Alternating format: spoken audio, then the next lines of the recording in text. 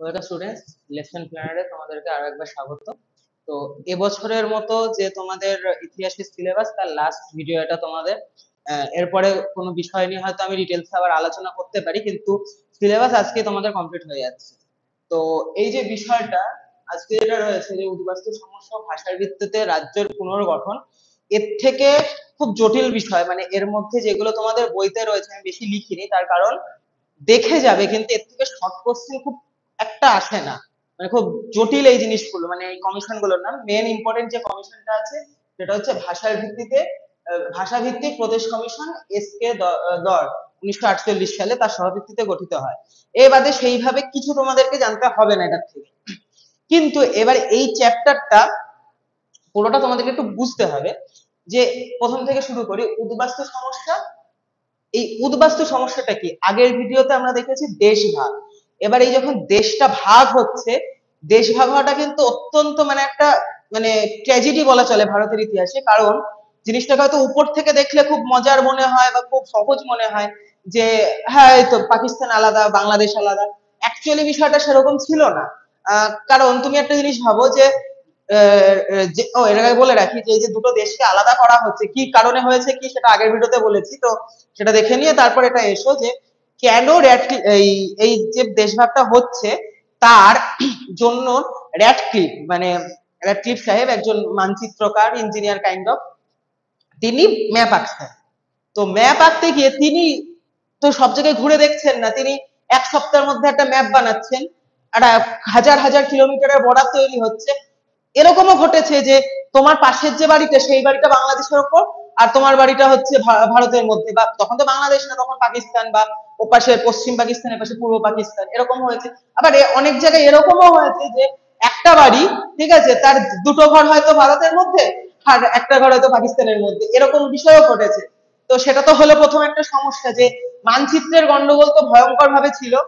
মানচিত্রের গন্ডগোলের থেকেও যেটা সব থেকে বড় ছিল সেটা হচ্ছে ধর্মীয় সমস্যা। কারণ যে ধর্মের জন্য যে দুটো দেশ আলাদা করা হলো, এর ফলে ওপারের যে মুসলিম যারা তারা এপাশে আসার চেষ্টা করলো, আর এপাশের হিন্দুরা, মানে ওপাশের হিন্দুরা এপাশে আসতে থাকলো। মানে আমি বলছি যে পাকিস্তান, মানে পাকিস্তান এখন যেটা হলো, নতুন তৈরি হলো পাকিস্তান, সেখানকার হিন্দুরা আসার চেষ্টা করলো ভারতে।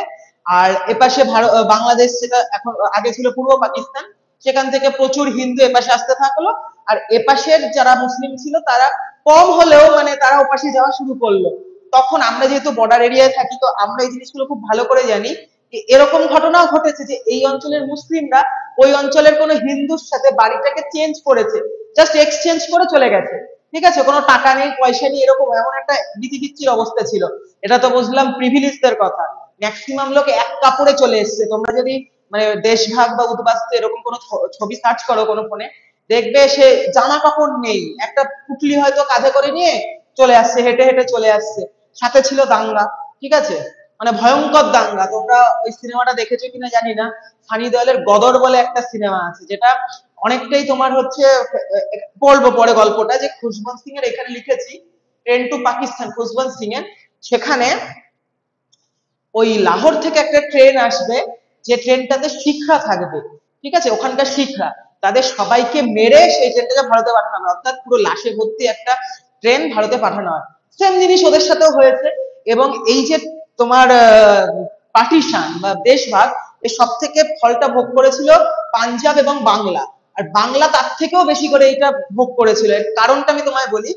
বাংলা না কালচারাল দিক থেকে অনেকটা মিথস্ক্রিয়া ছিল, মানে এখানকার হিন্দু মুসলিমদের মধ্যে অতটাও যে মানে উগ্রতা ছিল না। হ্যাঁ, সেই দাঙ্গাটা তৈরি করা হয়েছিল গ্রেট ক্যালকাটা কিলিং ডে 1936 এর যে বাংলার দাঙ্গা, এইগুলোর পরও বাংলার সংস্কৃতিটা না ওই পাকিস্তানের যে সংস্কৃতি, মানে আমি আমি বাংলা বলতে বলতে পুরো বাংলা বলছি, সেটার থেকে অনেকটা আলাদা।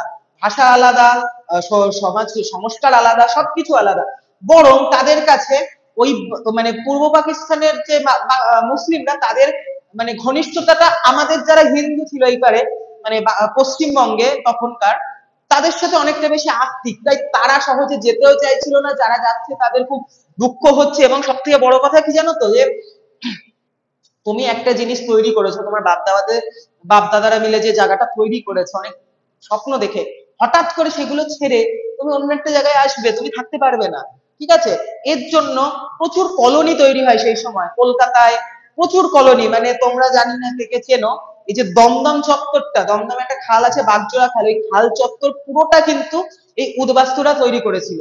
ঠিক আছে, তখন সরকার আর নতুন সব একটা দেশ তৈরি হয়েছে, সে এত হিউজ পরিমাণে কিভাবে নেবে।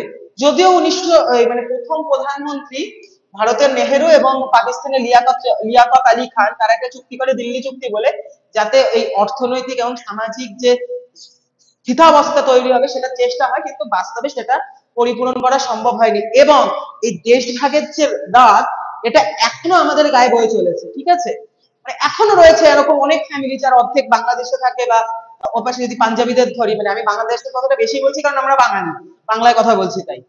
পাকিস্তানে এরকম অনেক আছে যাদের কিছু ফ্যামিলি থাকে পাকিস্তানে, কিছু ফ্যামিলি থাকে ভারতে। আমার যেরকম মানে মায়ের মামা বাড়ি, আমার মায়ের মামা বাড়ি কিন্তু বাংলাদেশে, এখনো বাংলাদেশে, আর তারা এখন এই দেশে। ঠিক আছে, এরকম অনেকের আছে অনেক এই জটিল জিনিসপত্রগুলো, এবং তারাও ছেড়ে আসবে কিনা। এবং ভারতের পক্ষে আরো একটা বাজে জিনিস ছিল, মানে বিশেষ করে এই পূর্ববঙ্গ এবং পশ্চিমবঙ্গের ক্ষেত্রে, যে 1971-এ যখন মুক্তিযুদ্ধ হয়, সেটা তোমাদের সিলেবাসে নেই তাও বলছি, সেই সময় আবার একটা হিউজ পরিমাণে উদ্বাস্তু এই ভারতে আসে, সেখানেও সেই সময়কার সমস্যা, ইন্দিরা গান্ধীর ভূমিকা, এগুলো পরবর্তীকালে যদি কেউ উঁচু ক্লাসে গিয়ে মানে এটা নিয়ে পড়ো তাহলে দেখা যাবে। তো এইটা হচ্ছে ছিল উদ্বাস্তু সমস্যা। ঠিক আছে, এই উদ্বাস্তু সমস্যা নিয়ে এইগুলোর উপর যে মর্মস্পর্শী কিছু লেখা, সেগুলো আমাদেরকে একটু মন দিয়ে দেখতে হবে। কি কি? ছেড়ে আসা গ্রাম দক্ষিণারঞ্জন বসু, সুপারি বনের সারি শঙ্খ ঘোষ, কবি শঙ্খ ঘোষ, আগুন পাখি আজিজুল হক বাংলাদেশের লেখক, উদ্বাস্তু Hiranmay Banerjee, Tamas Bhisham Sahni, train to Pakistan Khushwant Singh, midnight children Salman Rushdie.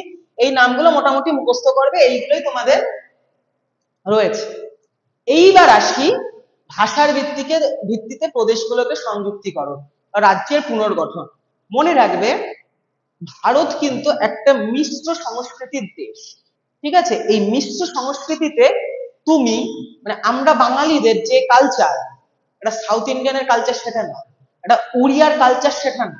আমাদের রাজ্য বেশ বেশ করে করে না আমাদের কালচার চেঞ্জ হয়। কিরকম চেঞ্জ হয়? আমাদের পাশের রাজ্য বিহার, তাদের খাদ্যাভ্যাস দেখো, তারা লিট্টির চোখা বেশি পছন্দ করে। আমরা কি পছন্দ করি? মানে ভাত, মাংস, মাছ, বিশেষ করে মাছের ঝোল আমরা পছন্দ করি। নর্থ ইন্ডিয়ায় আবার তোমরা যাও, রুটির প্রচলনটা বেশি। ঠিক আছে, রুটি, ডাল, ঘি, এইগুলোর পরিমাণ বেশি। সাউথ ইন্ডিয়ায় যাও, নারকেল তেলের তৈরি রান্না বেশি হিউজ পরিমাণে চলছে। খাদ্যাভ্যাসের বৈচিত্র্য, ধর্মের বৈচিত্র্য তুমি দেখো, আমরা যদি শুধুমাত্র হিন্দু ধর্মটাকেও দেখি, আমাদের এখানকার প্রধান পুজো অর্থাৎ বাংলা দুর্গা পুজো, বিহারে যাও ছট পুজো, তুমি উড়িষ্যায় যাও রথযাত্রা, মহারাষ্ট্রে যাও গণেশ চতুর্থী, তুমি আর কোথায় যাও বলো, নর্থ ইন্ডিয়ায় দশেরা, দিওয়ালি, এগুলো আলাদা। আমরা সবকটাই পালন করি, আমরা কিন্তু পুজো সবকিছু করি, কিন্তু প্রাধান্য কোনটাকে দিই সেটা একটা আলাদা ব্যাপার। হ্যাঁ, এরকম একটা বিষয় ভারতে রয়েছে। ওপাশে যারা নর্থ ইস্ট, তাদেরও আলাদা ব্যাপার আছে, তাদের তো অন্য ধর্মেও কিছুটা পরিবর্তন আছে, তারা অনেকটাই আদি ধর্মের বিশ্বাসী, মানে আদিবাসী সংখ্যাটা তাদের প্রচুর।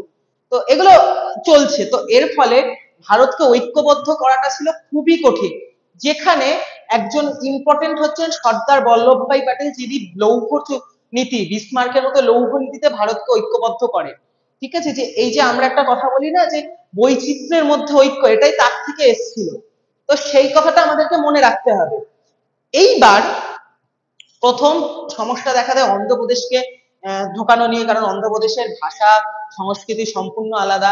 অন্ধ্রপ্রদেশ মূলত তোমার বোধহয় তেলেগু ভাষায় কথা বলে, হ্যাঁ তেলেগু ভাষাতে কথা বলে, যার ফলে পরবর্তীকালে, বেশি দিন না, তোমাদের জন্মের সময় কি জন্মের পরপরই হবে হয়তো, বা ওরকম 2015 না আরেকটু আগে, 12-13 সাল নাগাদ তেলেঙ্গানা আর অন্ধ্রপ্রদেশ দুটো আলাদা রাজ্য হয় ভাষার জন্য। এরপরে কাশ্মীর সমস্যা ছিল, সেই কাশ্মীরের জনগণ চাইছিল পাকিস্তানে যেতে, যেহেতু মুসলিম সংখ্যায় বেশি ছিল, এবং রাজা হরি সিংহ তিনি ভারতে থাকতে চেয়েছিলেন। আর একটা বিভৎস বাজে ব্যাপার হয়ে গেছিল তখন। ঠিক আছে, তো এটাই হচ্ছে ঘটনা। তুমি একটু ওয়েট করো, আমি আসছি। তো যাই হোক, একটু ইন্টারাকশন হয়েছিল।